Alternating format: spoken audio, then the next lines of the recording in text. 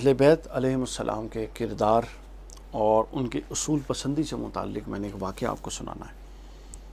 یہ واقعہ امام ابن کثیر نے البدایہ والنہایہ کی 8ویں جلد صفحہ نمبر 153 پر نقل کیا ہے کہ جب حضرت مسلم بن عقیل رضی اللہ تعالیٰ عنہ، جو امام حسین کے سفیر اور نمائندے تھے اور امام حسین سے پہلے کوفہ میں گئے تھے، امام حسین کی طرف آنے والے خطوط کے بعد امام حسین کی طرف سے بیعت لینے اور وہاں کے حالات معلوم کرنے۔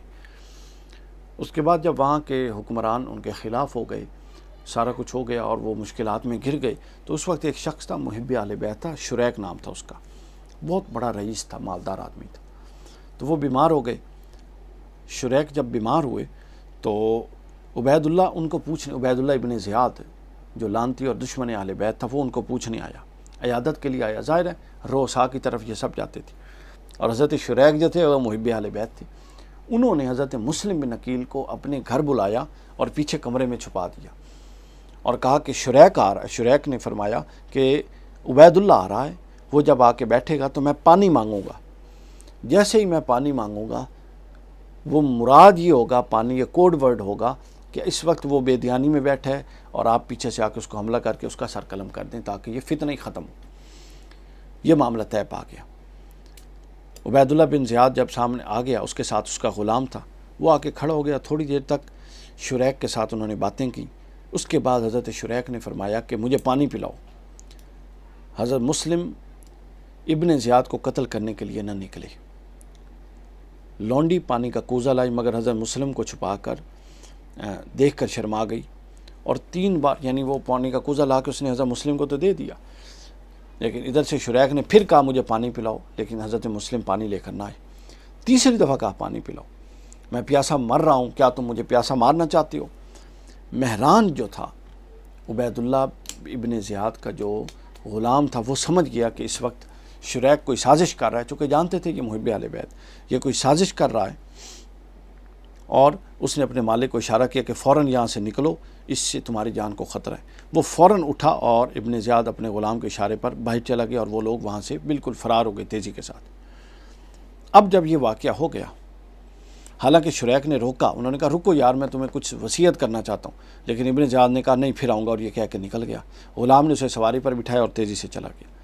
جب وہ وہاں سے چلے گئے تو اس کے غلام نے بتایا کہ امیر یہ تو ہمیں قتل کرنا چاہتے تھے۔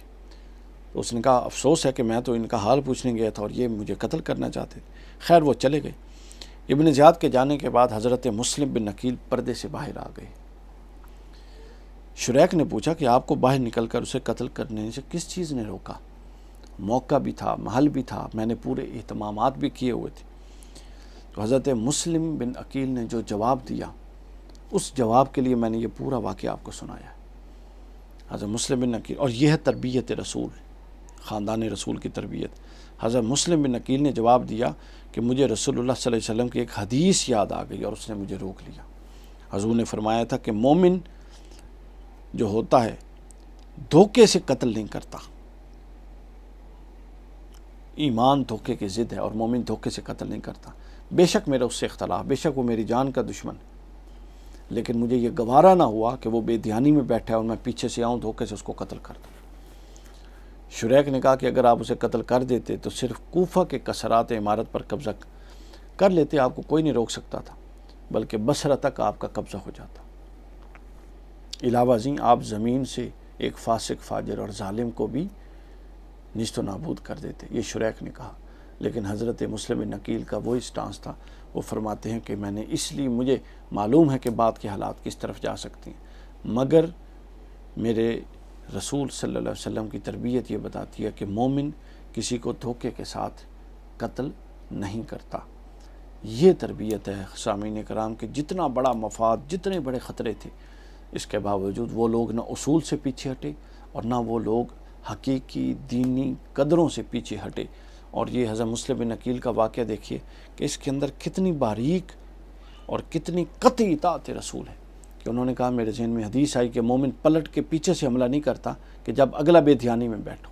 بس اتنی بات نے مجھے روک دیا، اتنی بات نے تو انہیں روکا، لیکن اس کے بعد وہ بھی قتل ہوئے، ان کے بچے بھی شہید ہوئے اور واقعہ کربلا بھی ہوا، لیکن ان حضرات میں سے کوئی بھی اپنا اطاعت رسول، اللہ کی اطاعت اور احکام الہی اور حدود الہی سے ایک رائے برابر بھی آگے پیچھے نہیں ہوا، اور ان لوگوں نے اس حد کے اندر رہتے ہوئے ہر شے قربان کر دی۔ یہ ہے حقیقی معنوں میں سیرت اہل بیت۔